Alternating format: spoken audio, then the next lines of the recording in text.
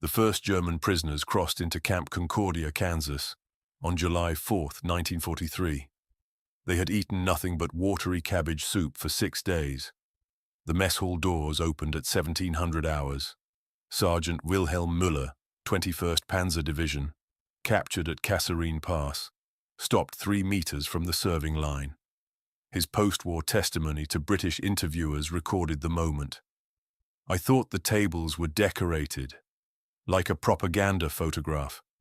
Each tray held 12 ounces of pot roast, 4 ounces of mashed potatoes, 60 grams of green beans, 2 dinner rolls, butter, actual butter, in a small paper cup, a slice of apple pie. Müller's ration in North Africa, per Wehrmacht logistics records from January 1943, 300 grams of bread, 120 grams of meat substitute, 15 grams of fat. Weekly. The American daily caloric load before these men averaged 3,200 calories. German frontline troops in Tunisia received 1,150 on good weeks. They ate in silence. Every scrap. Müller folded his napkin over the 2 remaining bites of bread and slipped them into his shirt. Around him, 240 men did the same. Pockets bulged with rolls, apple cores, buttercups still half full. Kitchen staff watched through the serving window. One private asked if they should clear the tables. The mess officer, Lieutenant Howard Chen, said no. "Let them learn," his duty log noted. Morning count revealed the hoarded food, bread hardening under bunks, butter melting into uniform pockets. Oberleutnant Ernst Becker, a Luftwaffe navigator shot down over Sicily, had wrapped 4 rolls in his pillowcase. His barracks inspection report, dated July 6, recorded the discovery alongside the camp interpreter's annotation. Prisoner states he was saving for when rations stop. The Geneva Convention required captor nations to feed POWs equivalent to their own garrison troops. U.S. Army Regulation 633-1, issued February 1943, specified minimum standards. Meat at least once daily. Fresh vegetables, 3,000 calories minimum. Camp Concordia's contract with Ellsworth Milling Company supplied 60 pounds of flour per 100 prisoners per day. The German Army's entire 6th Army at Stalingrad, before the encirclement, received 30 pounds per 100 men daily at peak supply. Breakfast on July 5th, scrambled eggs, bacon, toast, coffee, orange juice.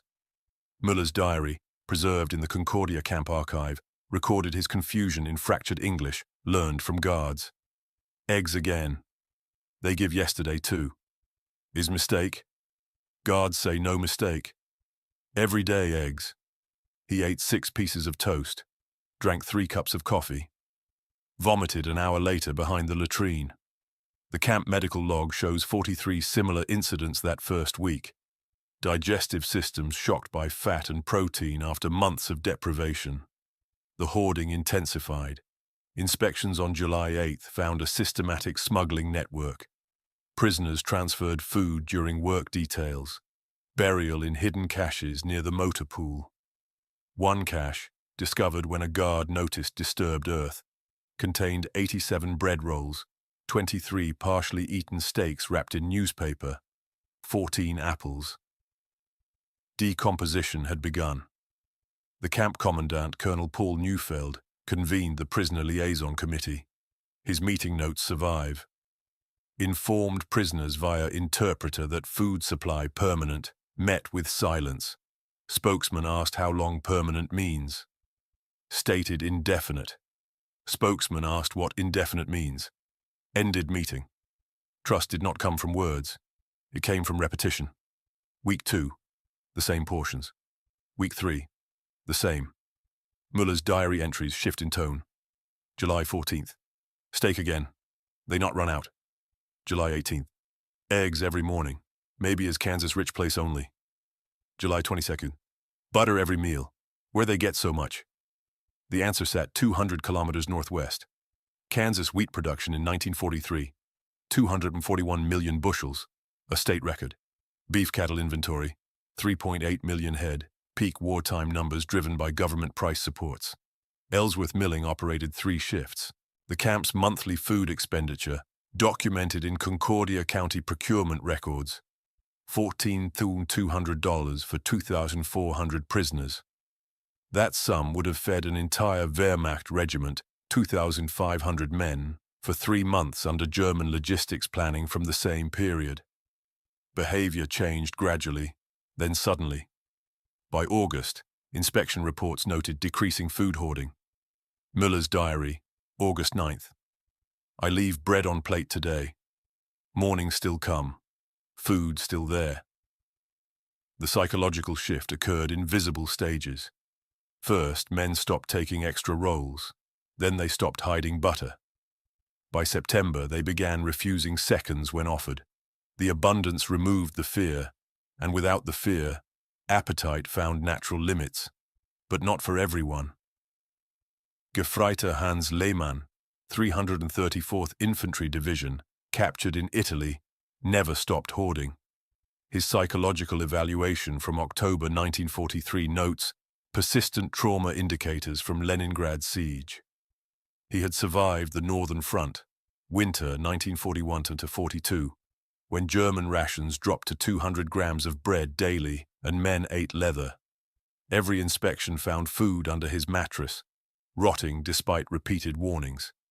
He served 3 days in camp detention for health code violations. The camp psychiatrists note, subject cannot accept permanent supply concept, recommends observation but no punishment, survival behavior too deeply ingrained.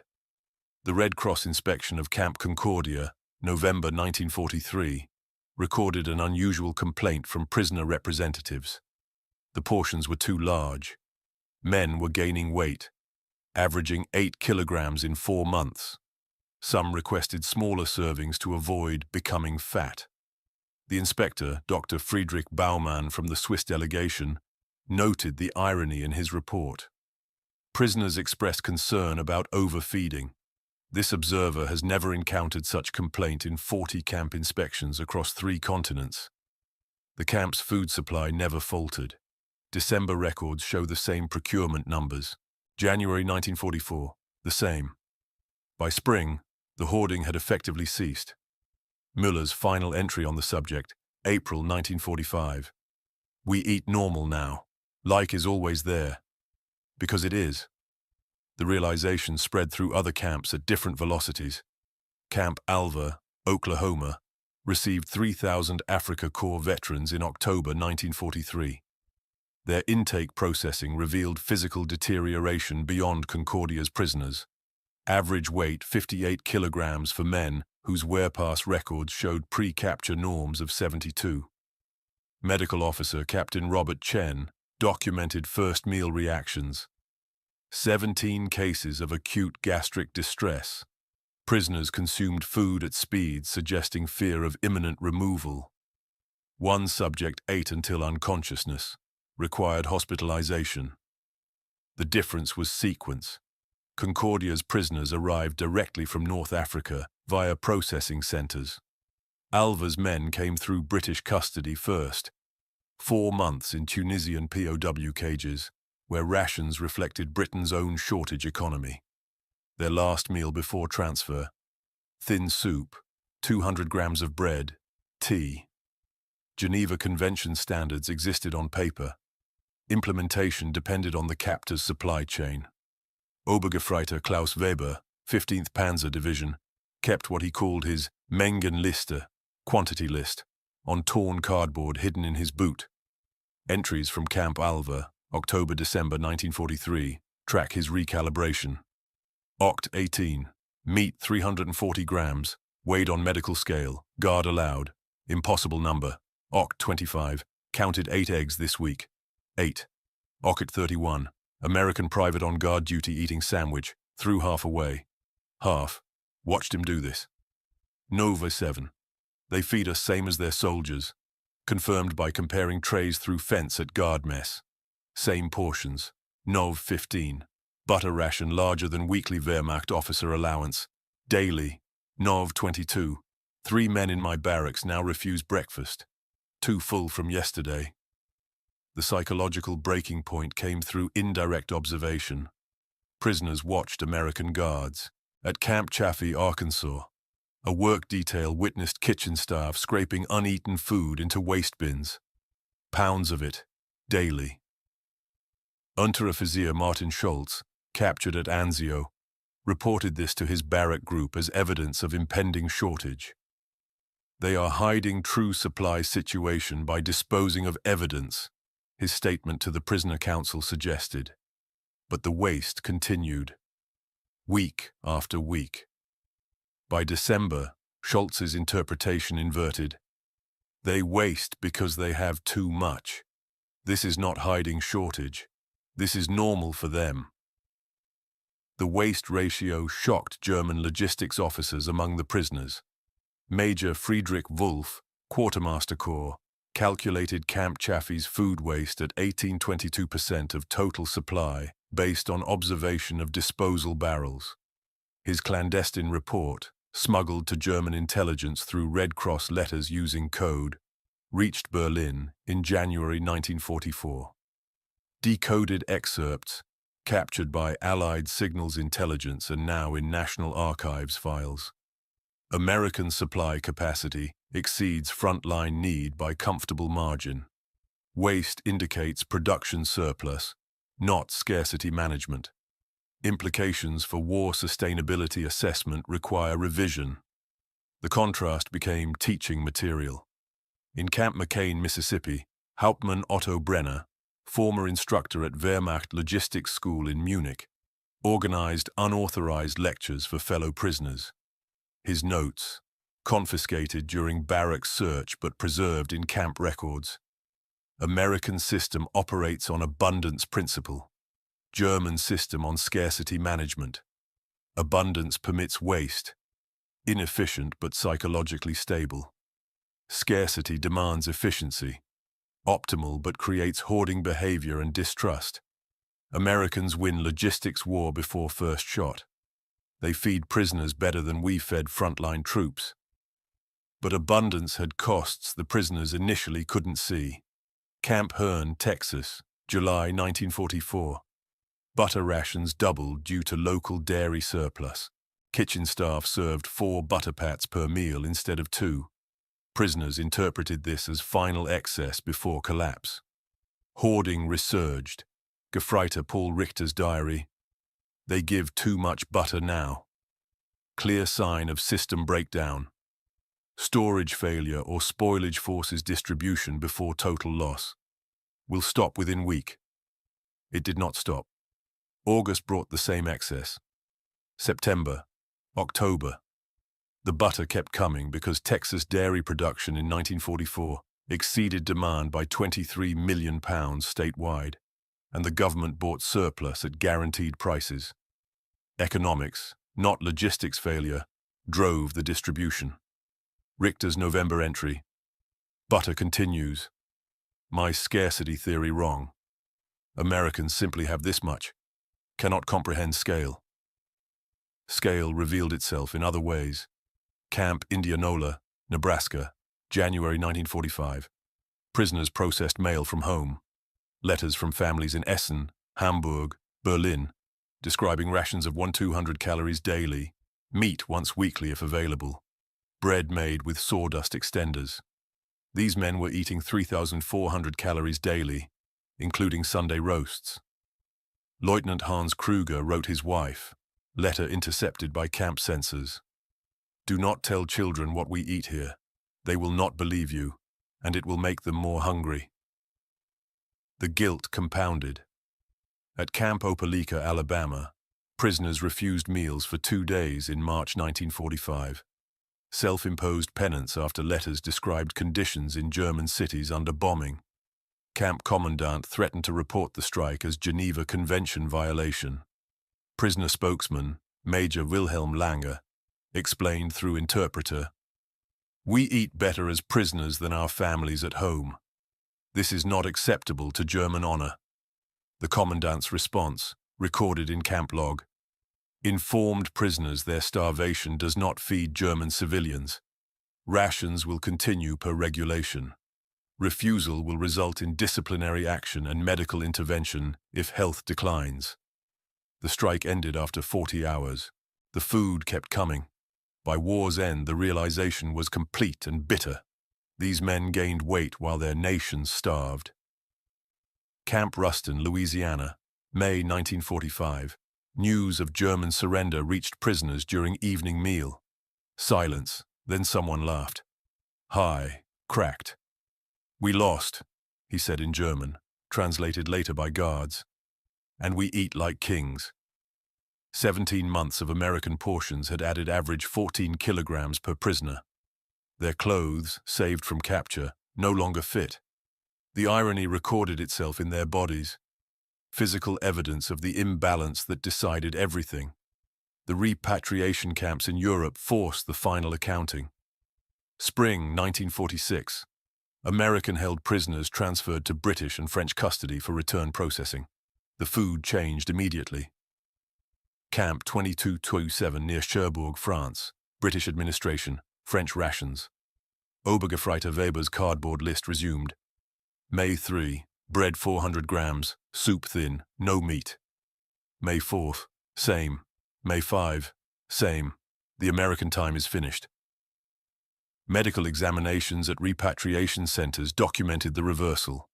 U.S. Army Medical Corps reports from processing stations in Le Havre, Marseille, and Antwerp tracked weight loss averaging 1.2 kilograms per week among transferring prisoners. Dr. Heinrich Vogel, German physician working under Allied supervision at Le Havre, noted the speed of decline. Metabolisms adapted to American rations cannot adjust to European scarcity in healthy time frame.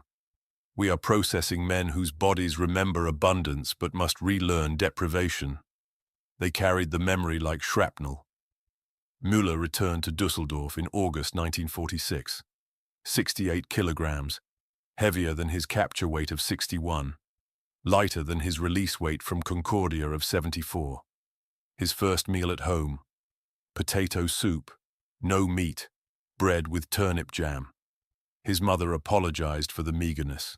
He ate in silence, then spoke the only English phrase he used in her presence. Is enough. His diary entry that night, last in the American section.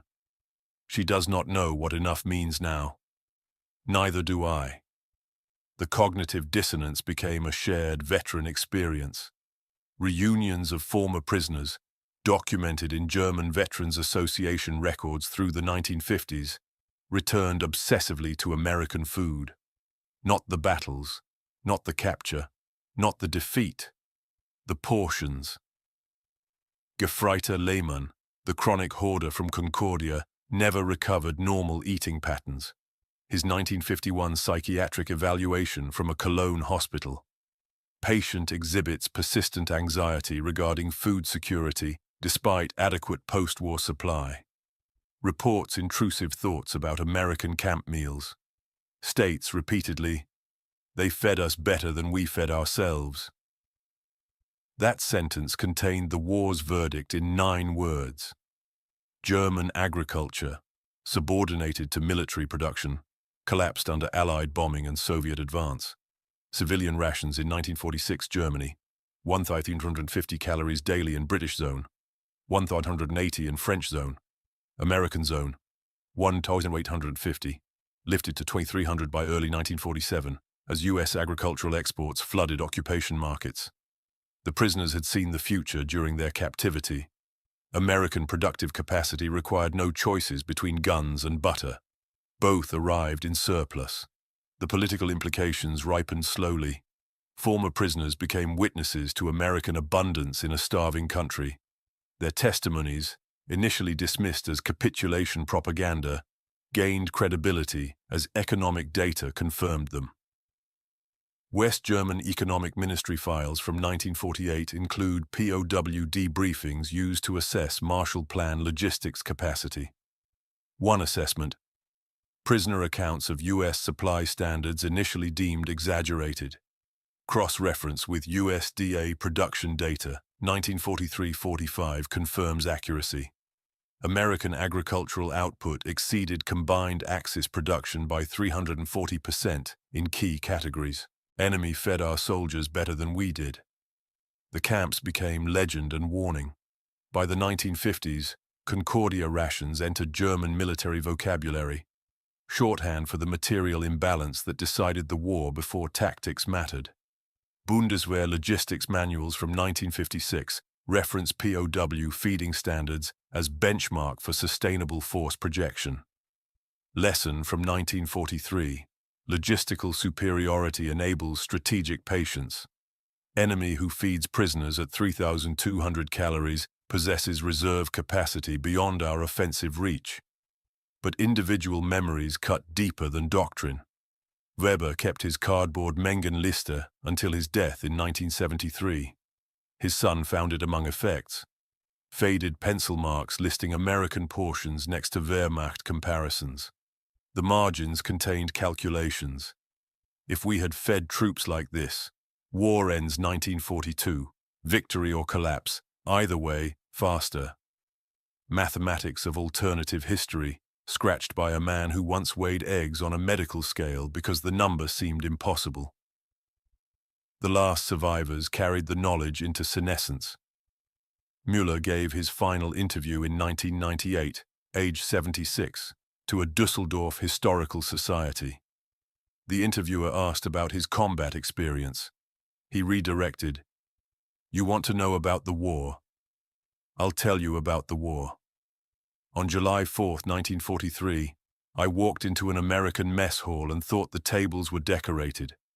I had not seen that much food on one plate in 2 years. They gave me this every day for 700 days. We lost because they could do that. Feed prisoners like officers while fighting on 4 continents. Everything else is commentary." He died 4 months later. The diary passed to the Bundesarchiv in Freiburg, archived under Kriegsgefangenschaft, Alltag, everyday captivity. The camp at Concordia closed in 1946, converted to storage for agricultural equipment. The mess hall remained standing until 1963, demolished to expand grain silos for wheat harvest. The County Historical Society preserved one artifact, a metal serving tray, standard U.S. Army issue, with compartments for entree, vegetables, starch, and dessert. The plaque reads, Camp Concordia, 1943-1946. They came as enemies, left understanding the distance between us. That distance was measured in butter grams and steak ounces, in calories prisoners couldn't comprehend and waste they couldn't justify, and abundance that rewrote their understanding of what war meant. The fighting killed millions. The feeding revealed who could sustain the fighting indefinitely. The prisoners learned this at 1,700 hours daily, one tray at a time, until the lesson became body memory. The feel of enough, then more than enough, then so much that enough lost meaning. They carried that feeling home to a continent that had forgotten what it felt like. Some never forgave the knowing. Most never forgot the taste.